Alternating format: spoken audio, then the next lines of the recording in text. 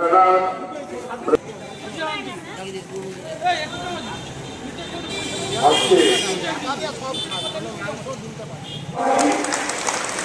এই লক্ষ্মীটা না থাকলে আমরা সকলে এক জায়গা দিয়ে এই ঘরে উপস্থিত হতে পারতাম না,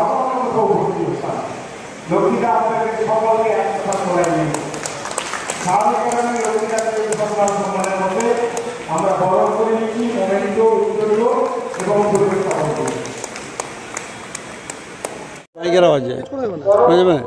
যাবে বলছি বিশ্ব মৎস্য দিবস উদযাপন কি বলবেন? আমরা গত 2 বছর ধরে মাছচাষীদের ট্রেনিং দিতে আরম্ভ করেছি।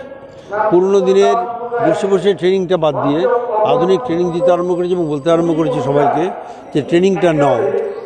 মাছ চাষের ভিন্ন ভিন্ন পদ্ধতি আছে। চিংড়ি মাছ এক ধরনের চাষ হয়, রুই কাতলা আরেক ধরনের চাষ হয়, শিং মাগুর আরেক ধরনের জলে চাষ হয়, কাঁকড়া আরেক ধরনের চাষ হয়। এগুলো বুঝে যদি চাষ করো তাহলে সবাই উপকৃত হবে। আর যার বাড়িতে 2টো পুকুর আছে সে যদি যত্ন করে চাষ করে চাকরি খুঁজতে হবে না।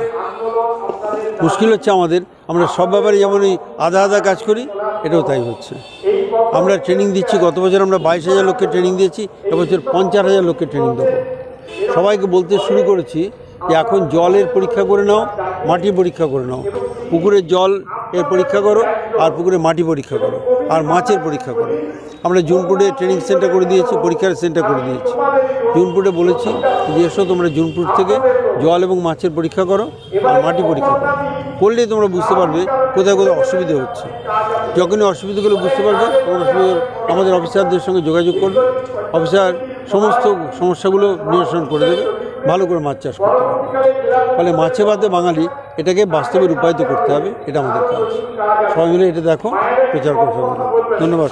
দিবসে আমরা তমলুক সুবর্ণ জয়ন্তী হলে মৎস্যজীবীদের নিয়ে ঐক্যবদ্ধভাবে শপথ নিলাম। বাংলার মামাটি মানুষের সরকারের মাননীয় মুখ্যমন্ত্রী মমতা বন্দ্যোপাধ্যায় যেভাবে মৎস্যজীবীদের জন্য বিভিন্ন খুঁটি প্রকল্পের উন্নয়ন ত্রিস্তর পঞ্চায়েত ব্যবস্থার মধ্য দিয়ে করে দিচ্ছেন, আমরা সমস্ত ধরনের সহযোগিতা মৎস্যজীবীদের কাছে পৌঁছে দেব।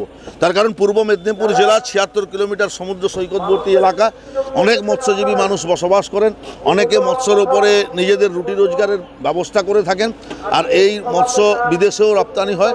নিশ্চিতভাবে এর পরিমাণ বৃদ্ধি করে যেভাবে মৎস্যজীবীরা অর্থনৈতিকভাবে শ্রীবৃদ্ধি হবেন, ঠিক একইভাবে মৎস্যজীবীদের উন্নয়নে আমরা নজর দেব।